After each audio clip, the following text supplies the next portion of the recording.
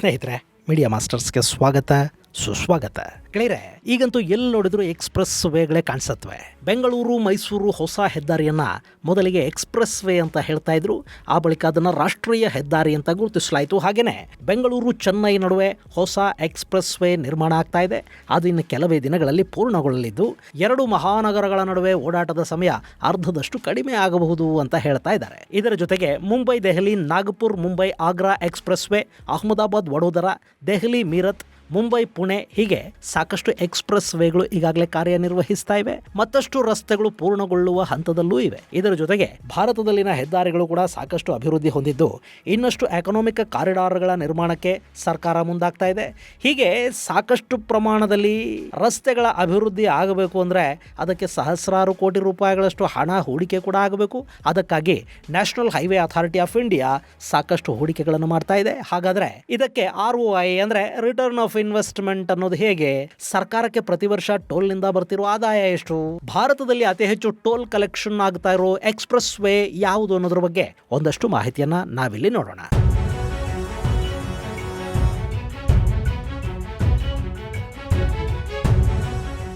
ಗೆಳೆಯರೆ, ಇತ್ತೀಚೆಗಂತೂ ಕಾರನ್ನು ಇಟ್ಟುಕೊಳ್ಳೋದೇ ಒಂದು ದೊಡ್ಡ ಅಪರಾಧ ಅನ್ನೋ ಥರದ ಪರಿಸ್ಥಿತಿ ನಿರ್ಮಾಣ ಆಗಿದೆ. ಯಾಕೆಂದರೆ ಕಾರ್ ತಗೊಳ್ಳುವಾಗ ಸರ್ಕಾರಕ್ಕೆ ಟ್ಯಾಕ್ಸ್ ಕಟ್ತೀವಿ, ಅದರ ರಿಜಿಸ್ಟ್ರೇಷನ್ ಟೈಮಲ್ಲಿ ರೋಡ್ ಟ್ಯಾಕ್ಸ್ ಅಂತ ವಸೂಲಿ ಮಾಡ್ತಾರೆ.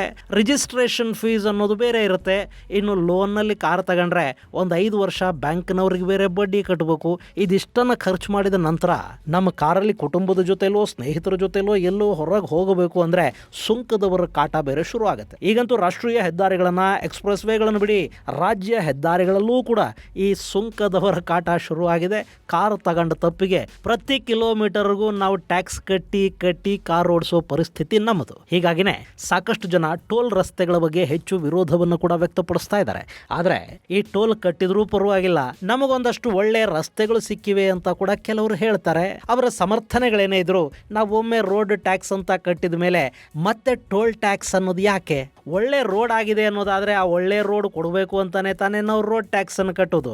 ಗೆಳೆಯರೆ, ನಮ್ಮ ದೇಶದಲ್ಲಿ ಎಲ್ಲವನ್ನ ನಾವು ರಾಜಕೀಯ ಪಕ್ಷಗಳ ಕನ್ನಡಕ ಹಾಕೊಂಡು ನೋಡೋದ್ರಿಂದ ವಾಸ್ತವದ ಬಗ್ಗೆ ಯಾರು ಅರ್ಥ ಮಾಡ್ಕೊಳ್ಳೋದಕ್ಕೆ ಹೋಗೋದಿಲ್ಲ. ಹೀಗಾಗಿ ಸರ್ಕಾರಗಳು ಕೂಡ ನಮ್ಮನ್ನ ಕಿತ್ತು ಓಟ್ ಹಾಕಿಸ್ಕೊಳ್ಳೋದಕ್ಕೆ ಉಚಿತಗಳ ಹೆಸರಲ್ಲಿ ಏನೇನೋ ಘೋಷಣೆ ಮಾಡ್ತಾ ಹೋಗುತ್ತವೆ. ಅದಕ್ಕೆ ಹಣ ಬೇಕು, ಬೇರೆ ಬೇರೆ ಮೂಲಗಳಿಂದ ಆ ಹಣವನ್ನ ಹೊಂದಿಸ್ಕೋಬೇಕು. ಹಾಗೆ ಹಣ ಹೊಂಚಿದ ಮೇಲೆ ಅಭಿವೃದ್ಧಿಗೆ ಮತ್ತಷ್ಟು ಹಣನ ಎಲ್ಲಿಂದ ತರೋದಕ್ಕೆ ಸಾಧ್ಯ ಆಗುತ್ತೆ? ಹೀಗಾಗಿ ರಸ್ತೆಗಳನ್ನು ನಿರ್ಮಾಣ ಮಾಡ್ತಿದ್ದ ಹಾಗೆ ಅಲ್ಲಿ ಟೋಲ್ ಬೂತ್ಗಳು ಓಪನ್ ಆಗುತ್ತವೆ. ಇದು ಬರೀ ರಾಷ್ಟ್ರೀಯ ಹೆದ್ದಾರಿ ಮಾತ್ರ ಅಲ್ಲ, ಈಗ ರಾಜ್ಯ ಹೆದ್ದಾರಿಗಳಲ್ಲಿ ಕೂಡ ಟೋಲ್ ಕಟ್ಟಿನೇ ಹೋಗಬೇಕು ಅನ್ನೋ ಪರಿಸ್ಥಿತಿ ಇದೆ.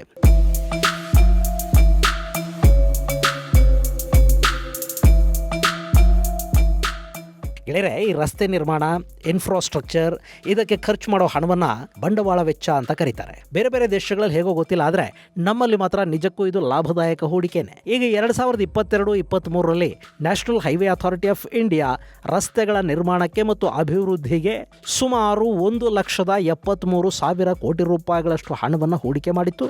ಹಾಗೆಯೇ 2023-24ರಲ್ಲಿ ಆ ಬಂಡವಾಳ ಸರಿಸುಮಾರು 2,07,000 ಕೋಟಿ ರೂಪಾಯಿಗಳಷ್ಟು ಆಗಿತ್ತು. ಇನ್ನು ಇದರಿಂದ ಬಂದ ಲಾಭ ಕೂಡ ಚಿಕ್ಕ ಮಟ್ಟದ್ದೇನಲ್ಲ. ಕಳೆದ ವರ್ಷ ನಮ್ಮಲ್ಲಿ ಸಂಗ್ರಹವಾಗಿರುವ ಒಟ್ಟು ಟೋಲ್ ಮೊತ್ತ 70,000 ಕೋಟಿ ರೂಪಾಯಿಗಳು.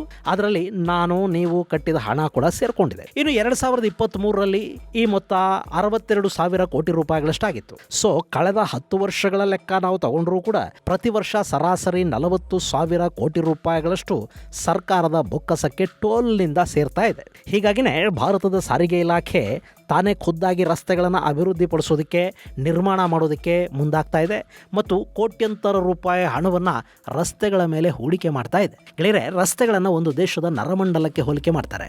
ರಸ್ತೆಗಳು ಚೆನ್ನಾಗಿದ್ರೆ, ಕನೆಕ್ಟಿವಿಟಿ ಹೆಚ್ಚಿದ್ರೆ ಅಂಥ ದೇಶಗಳಿಗೆ ಹೂಡಿಕೆ ಕೂಡ ಹರಿದು ಬರುತ್ತೆ. ಅಲ್ಲಿ ಉತ್ಪಾದನಾ ವಲಯ ಬಲಿಷ್ಠಗೊಳ್ಳುತ್ತೆ. ಇನ್ನು ನಮ್ಮಲ್ಲಿ ಇತ್ತೀಚೆಗೆ ಹೆದ್ದಾರಿಗಳ ನಿರ್ಮಾಣವನ್ನು ಎಷ್ಟು ಮುತುವರ್ಜಿಯಿಂದ ಮಾಡ್ತಾ ಇದ್ದಾರೆ ಅಂದರೆ ಅವುಗಳನ್ನು ಆಪತ್ಕಾಲೀನ ಏರ್ ಸ್ಟ್ರಿಪ್ಗಳ ಹಾಗೆ ಕೂಡ ಬಳಸೋದಕ್ಕೆ ಸಾಧ್ಯವಾಗುವ ಹಾಗೆ ನಿರ್ಮಿಸ್ತಾ ಇದ್ದಾರೆ. ಈ ಹಿಂದೆ ಹಿಂದೆ ಮಿಗ್ ಹಾಗೂ ಸುಖಾಯ್ ಸು-30 ಯುದ್ಧ ವಿಮಾನಗಳನ್ನು ಇದೇ ರಸ್ತೆಗಳ ಮೇಲೆ ಇಳಿಸುವ ಪ್ರಯತ್ನಗಳು ನಡೆದವು. ಅದರಲ್ಲಿ ಯಶಸ್ಸು ಕೂಡ ಸಿಕ್ತು. ಇನ್ನು ನಿಮ್ಮಲ್ಲಿ 2000 ನಂತರ ಹುಟ್ಟಿರೋರಿದಿರಲ್ಲ, ನಿಮಗೆ ನಮ್ಮ ದೇಶದಲ್ಲಿ ಅವತ್ತಿನ ರಸ್ತೆಗಳು ಹೇಗಿದ್ವು ಅನ್ನೋ ಬಗ್ಗೆ ಒಂದು ಕಲ್ಪನೆ ಕೂಡ ಇರೋದಕ್ಕೆ ಸಾಧ್ಯ ಇಲ್ಲ. ರಾಷ್ಟ್ರೀಯ ಹೆದ್ದಾರಿಗಳು ಕೂಡ ಅವತ್ತಿಗೆ ತುಂಬಾ ಚಿಕ್ಕದಾಗಿದ್ವು. ಅವು ದ್ವಿಪಥ ರಸ್ತೆಗಳಾಗಿದ್ವು.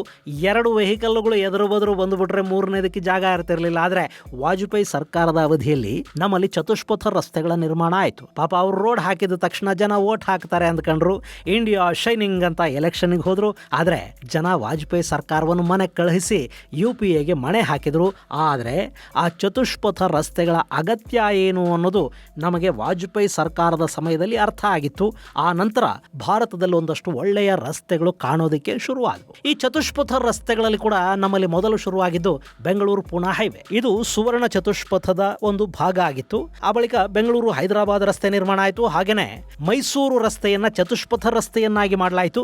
ಹೀಗೆ ಹಂತ ಹಂತವಾಗಿ ರಸ್ತೆಗಳ ನಿರ್ಮಾಣ ಕಾರ್ಯ ಭಾರತದಲ್ಲಿ ಶುರುವಾಯಿತು. ಅಷ್ಟರಲ್ಲಿ ತಮಿಳುನಾಡು ತನ್ನ ರಾಜ್ಯದ ರಸ್ತೆಗಳನ್ನು ಸಾಕಷ್ಟು ಅಭಿವೃದ್ಧಿ ಕೂಡ ಮಾಡಿಕೊಂಡಿತ್ತು. ನಮ್ಮಲ್ಲಿ ದಕ್ಷಿಣ ಕನ್ನಡದ ರಾಜಕಾರಣಿಗಳು ಮಾತ್ರ ಯಾವಾಗಲೂ ತಮ್ಮ ರೋಡುಗಳನ್ನು ತುಂಬಾ ಚೆನ್ನಾಗಿ ಇಟ್ಕೊಳ್ತಾ ಬಂದ್ರು. ಉತ್ತರ ಕರ್ನಾಟಕದಲ್ಲಿ ಒಳ್ಳೆ ರೋಡುಗಳನ್ನು ನೋಡಿದ್ದಂತೂ ಇತ್ತೀಚಿನ ದಶಕದಲ್ಲಿ. ಇನ್ನು ಈಗ ಬಿಡಿ, ಉತ್ತರ ಪ್ರದೇಶ, ಮಹಾರಾಷ್ಟ್ರ, ಗುಜರಾತ್ ಮತ್ತು ರಾಜಸ್ಥಾನಗಳಂತಹ ಕಡೆಗಳಲ್ಲಿ ಕೂಡ ಅತ್ಯುತ್ತಮ ರಸ್ತೆಗಳ ನಿರ್ಮಾಣ ಆಗಿದೆ. ಇನ್ನು ದಕ್ಷಿಣ ಭಾರತದಲ್ಲಂತೂ ನಿಜಕ್ಕೂ ರಸ್ತೆಗಳು ತುಂಬಾನೇ ಚೆನ್ನಾಗಿವೆ. ಹೀಗೆ 2000ರಲ್ಲಿ ಶುರುವಾದ ರಸ್ತೆಗಳ ಪರಿವರ್ತನಾ ಯುಗ ಇನ್ನೂ ಕೂಡ ಮುಂದುವರಿತಲೇ ಇದೆ. ಸುವರ್ಣ ಚತುಷ್ಪಥ ಹೆದ್ದಾರಿಗಳಿಂದ ನಾವೀಗ ಎಕ್ಸ್ಪ್ರೆಸ್ ವೇ ನಿರ್ಮಾಣದವರೆಗೆ ಬಂದಿದ್ದೀವಿ.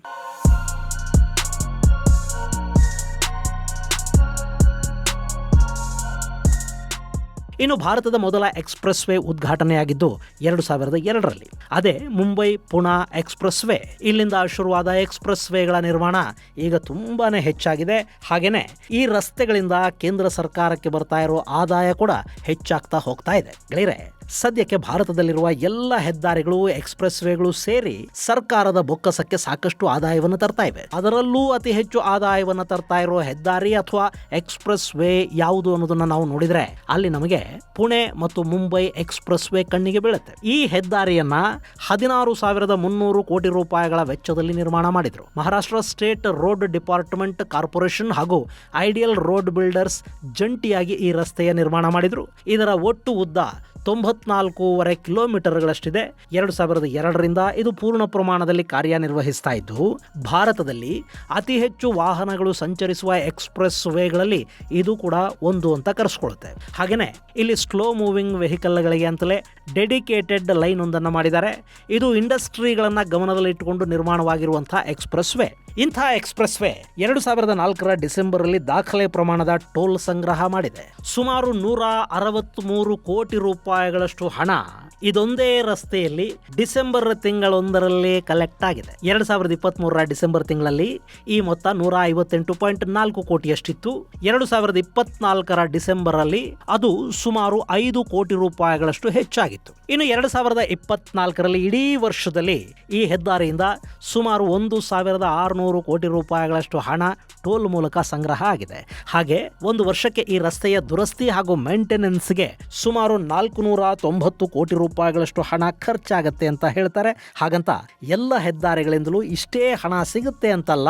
ಇಲ್ಲಿ ಐಡಿಯಲ್ ರೋಡ್ ಬಿಲ್ಡರ್ ಅಂದ್ರೆ ಈ ಪುಣೆ ಮುಂಬೈ ಎಕ್ಸ್ಪ್ರೆಸ್ ವೇನ ಮೇಂಟೈನ್ ಮಾಡ್ತಾ ಇರೋ ಕಂಪನಿ ಇದೆಯಲ್ಲ, ಅದು ಬಿಡುಗಡೆ ಮಾಡಿರುವ ವರದಿಯ ಪ್ರಕಾರ ಭಾರತದಲ್ಲಿ ಡಿಸೆಂಬರ್ ತಿಂಗಳ 2024ರಲ್ಲಿ ಎಕ್ಸ್ಪ್ರೆಸ್ ವೇಗಳಲ್ಲಿ ಕಲೆಕ್ಟ್ ಆದ ಒಟ್ಟು ಹಣ 580 ಕೋಟಿ ರೂಪಾಯಿ. ಇದು 2024ರ ಡಿಸೆಂಬರ್ ತಿಂಗಳೊಂದರ ಸಂಗ್ರಹ. ಅದರಲ್ಲಿ 163 ಕೋಟಿ ರೂಪಾಯಿಯಷ್ಟು ಪುಣೆ ಮುಂಬೈ ಎಕ್ಸ್ಪ್ರೆಸ್ ವೇ ಮೂಲಕ ಬಂದಿದೆ. ಇನ್ನು ಎರಡನೆಯ ಸ್ಥಾನದಲ್ಲಿ ಅಹಮದಾಬಾದ್ ಹಾಗೂ ವಡೋದರಾ ನಡುವಿನ ಎಕ್ಸ್ಪ್ರೆಸ್ ವೇ ಹಾಗೂ ಭಾರತದ NH-48 ಹೈವೇಗಳು ಒಟ್ಟಿಗೆ ಸೇರಿ 2024ರ ಡಿಸೆಂಬರಲ್ಲಿ ಒಟ್ಟು 70 ಕೋಟಿ ರೂಪಾಯಿಗಳ ಹಣವನ್ನು ಸಂಗ್ರಹಿಸಿ ಕೊಟ್ಟಿವೆ. ಸೊ ಮೊದಲ ಸ್ಥಾನಕ್ಕೂ ಎರಡನೇ ಸ್ಥಾನಕ್ಕೂ ಅರ್ಧಕ್ಕಿಂತ ಹೆಚ್ಚು ವ್ಯತ್ಯಾಸ ಇರೋದನ್ನ ನಾವಿಲ್ಲಿ ಗಮನಿಸಬೇಕು.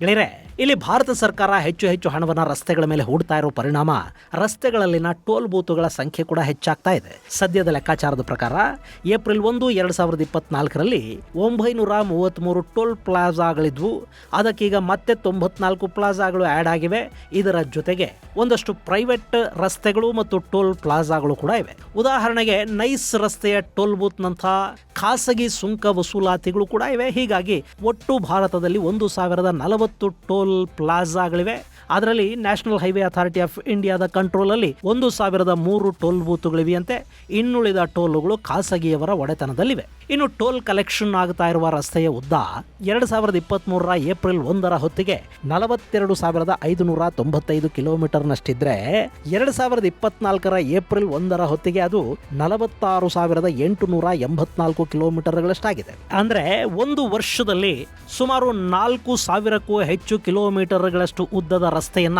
ಮೇಲ್ದರ್ಜೆಗೇರಿಸುವ ಮತ್ತು ಹೊಸ ರಸ್ತೆಯನ್ನ ನಿರ್ಮಿಸುವ ಕೆಲಸ ನಡೆದಿದೆ. ಈ ಯೋಜನೆಗಳ ಭಾಗವಾಗಿ ಈಗ ಚೆನ್ನೈ ಮತ್ತು ಬೆಂಗಳೂರು ಎಕ್ಸ್‌ಪ್ರೆಸ್ ವೇ ಕೆಲಸ ಕೂಡ ಪೂರ್ಣಗೊಂಡಿದ್ದು, KGF ನಿಂದ ಹೊಸಕೋಟೆಯವರೆಗೆ ಈ ರಸ್ತೆಯಲ್ಲಿ ಸಂಚಾರಕ್ಕೆ ಅನುಮತಿಯನ್ನು ಕೂಡ ಕೊಡಲಾಗಿದೆ. ಈ ಮೂಲಕ ಬೆಂಗಳೂರು ಚೆನ್ನೈ ನಡುವಿನ ಪ್ರಯಾಣದ ಸಮಯ ಕಡಿಮೆ ಆಗ್ತಾ ಇದೆ. ಈ ರಸ್ತೆಯಲ್ಲಿ 120ರಿಂದ 130 ಕಿಲೋಮೀಟರ್ ವೇಗದಲ್ಲಿ ವಾಹನಗಳು ಸಂಚಾರ ಮಾಡಬಹುದು. ಇಲ್ಲಿ ಕೂಡ ಬೈಕ್ ಮತ್ತು ಆಟೋಗಳಿಗೆ ಪ್ರವೇಶವನ್ನು ನಿಷೇಧಿಸಲಾಗಿದೆ. ಒಟ್ಟಾರೆ ಈ ಎಕ್ಸ್‌ಪ್ರೆಸ್ ವೇಗಳ ನಿರ್ಮಾಣದಿಂದ ಕನೆಕ್ಟಿವಿಟಿ ಹೆಚ್ಚಾಗಿದೆ. ನಮ್ಮ ಸಮಯ ಹಾಗೂ ಇಂಧನ ಎರಡೂ ಕೂಡ ಉಳಿತಲೂ ಇವೆ. ನಿಜಾನೇ, ನಾವು ವಾಹನ ತಗೊಳ್ಳುವಾಗಲೂ ತೆರಿಗೆ ಕಟ್ತೀವಿ, ರಸ್ತೆಗಳಿಗೂ ಹಣ ಪಾವತಿ ಮಾಡ್ತೀವಿ. ಆದರೆ ಈ ಹಿಂದೆ ತೆರಿಗೆ ಕಟ್ಟಿ ಕೂಡ ಒಳ್ಳೆ ರಸ್ತೆಗಳಿಲ್ಲದೆ ಕಿತ್ತೋದ ರಸ್ತೆಗಳಲ್ಲಿ ಓಡಾಡ್ತಾ ನಮ್ಮ ಕಾರುಗಳನ್ನು ಪದೇ ರಿಪೇರಿಗೆ ಬಿಡ್ತಾ ಇದ್ವಿ. ಪದೇ ಟೈರ್ ಬದಲಾಯಿಸಬೇಕಾದ ಅಗತ್ಯ ಇರ್ತಾ ಇತ್ತು. ಸಮಯ ಕೂಡ ವಿಪರೀತ ಖರ್ಚಾಗ್ತಾ ಇತ್ತು. ಇಂಧನ ಕೂಡ ಹೆಚ್ಚು ಬಳಕೆ ಆಗ್ತಾ ಇತ್ತು.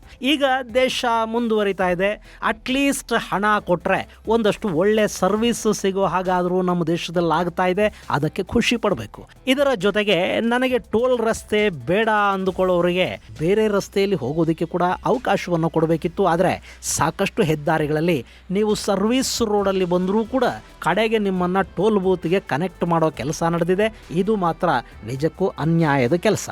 ಇದು ಗೆಳೆಯರೆ, ಭಾರತದ ಹೆದ್ದಾರಿಗಳಿಂದ ಆಗ್ತಾ ಇರೋ ಟೋಲ್ ಸಂಗ್ರಹ ಮತ್ತು ಅತಿ ಹೆಚ್ಚು ಟೋಲ್ ಅನ್ನು ಕಲೆಕ್ಟ್ ಮಾಡ್ತಾ ಇರೋ ಟೋಲ್ ರಸ್ತೆಯ ಕುರಿತಾದ ಒಂದಷ್ಟು ಮಾಹಿತಿ. ಮುಂದಿನ ಸಂಚಿಕೆಯಲ್ಲಿ ಮತ್ತಷ್ಟು ವಿಶೇಷಗಳ ಜೊತೆ ಮತ್ತೆ ಭೇಟಿಯಾಗೋಣ. ಅಲ್ಲಿವರೆಗೆ ಜೈ ಹಿಂದ್, ಜೈ ಕರ್ನಾಟಕ.